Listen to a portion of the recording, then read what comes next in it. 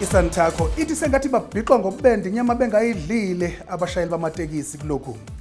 Ito driver bamaUber bashayana bodwa eSoweto bese beqambela bona amanga. Igama lami uKwazi Kwaza kanti lezi oyibukele izindaba ze-Eyewitness News. Ningayikhohlwa-ke neyinkinobho njalo like, share, subscribe lapha. Ake siqale nganazo ehamba phambili. This is Eyewitness News. Inkantolo ephakeme yase-Free State isenqabile isicelo sika-Dr. uNandipha makudumana sokuthi akakhishwe ejele ngoba ukuboshwa kwakhe kwakuvele kungekho emthethweni. uMagudumana waboshwa eTanzania la ebhace khona nesithandwa sakhe iselelesi uThabo Bester. Ngenkathi lethula isinqumo salo, ijaji uPhilip Lobsha lithe uMagudumana uyena ozokhokhela abameli bombuso abebephikisa lesicelo sakhe enkantolo. I make the following order. The application is dismissed with costs, including the costs of two counsel where so employed by respectively the first to third respondents and the sixth respondent. uMagudumana ubuyiselwe ejele laseKroonstad khona eFree State la etoka khona. Izakhamizi zaseZimbabwe ezacela ukukhosela kuleli zitshela intatheli zethu ukuthi seyichithe inkulungwane zamarandi ukuzama ukuthola ushwele ukuthi zingaphelelwe imvume yokuhlala kuleli. $178 leyinkulungwane zazo kungase kuphoqeleke ukuthi ibuyele ekhaya ekupheleni kwalenyanga. Isinqumo sokugcina sokwenziwa inkantolo ephakeme yasePitoli nekumele inqumo ukuthi sisemthethweni yini isenzo sikahulumeni wakuleli sokuqeda imvume yalabantu yokuhlala kuleli nesaziwa phecelezi njengeZimbabwean Exemption Permit. So I'm at the Visa Facilitation Services Center here in Pretoria.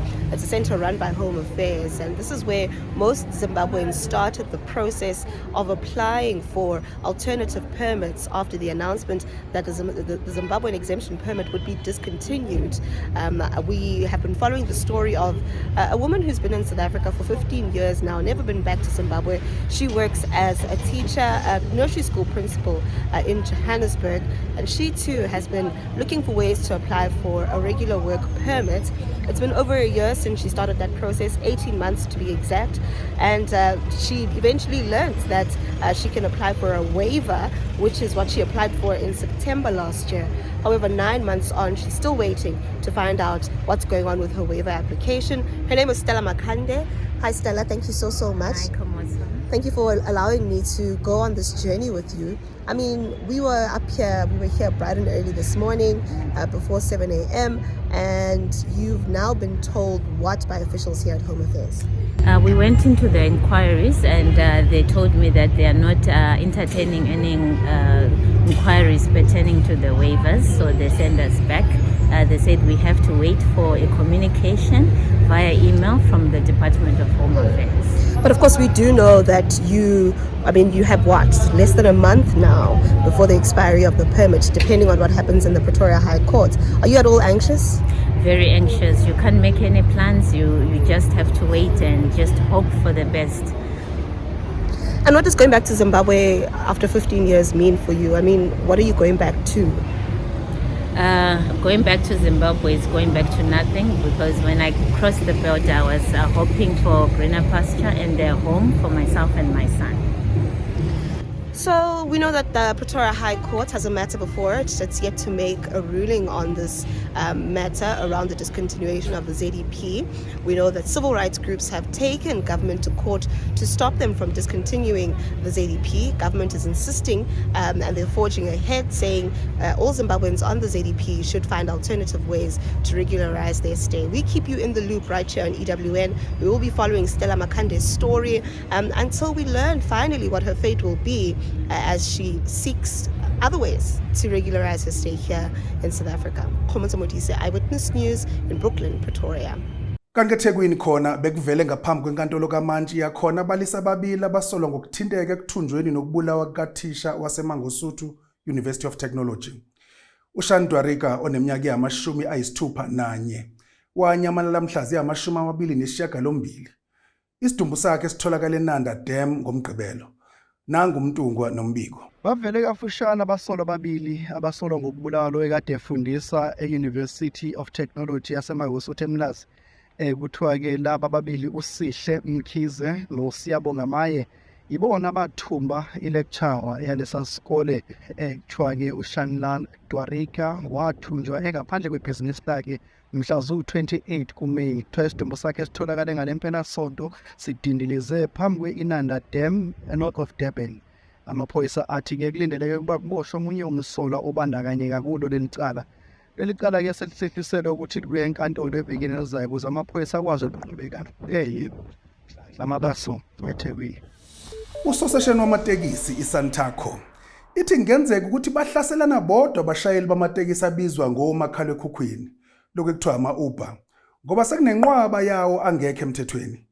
Labashayeli bavula amacala amaningana emaphoyiseni aseSoweto kulandela ukuhlaselwa kwabo ngesonto ledlule. Kwacekelwa phansi izimoto zalolu hlobo lwamatekisi ezintathu eMaponya Mall ePimville kwalinyazwa nabashayeli bazo. Kubika ukuthi omunye wabashayeli ugcine eshonile ngemva kokungena esibhedlela enamanxeba okudutshula. Labashayeli bathi bahlaselwa abashayeli bamatekisi ajwayelekile. Kodwa iSantaco ithi lezi izinsolo isadinga ukuphenyisiswa. The meeting that our provincial leadership had with the Provincial Department of Transport has also resolved that they should allow law enforcement to do their investigations before pronouncing on anything. So it's just to be certain exactly who are the suspects and what's happening. So that investigation is taking place. We are fully in support of it. Ubevele phambi kwenkantolo yofaka isicelo sebhayili namhlanje umlisa waseKapa obhekene namacala amahlanu okubulala ngokungenhloso nelilodwa lokushayela budedengu.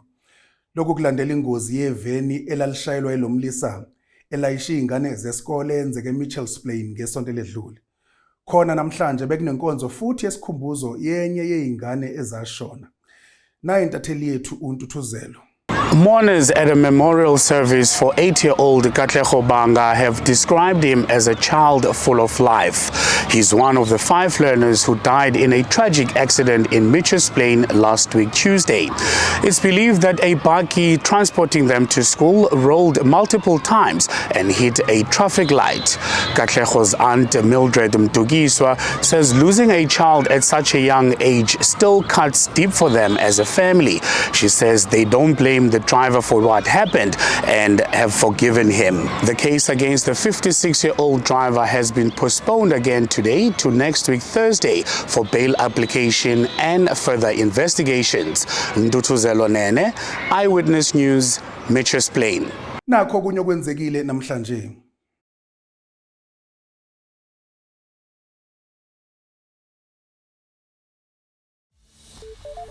Like, share, subscribe. Nibe nobusuku obuphephile.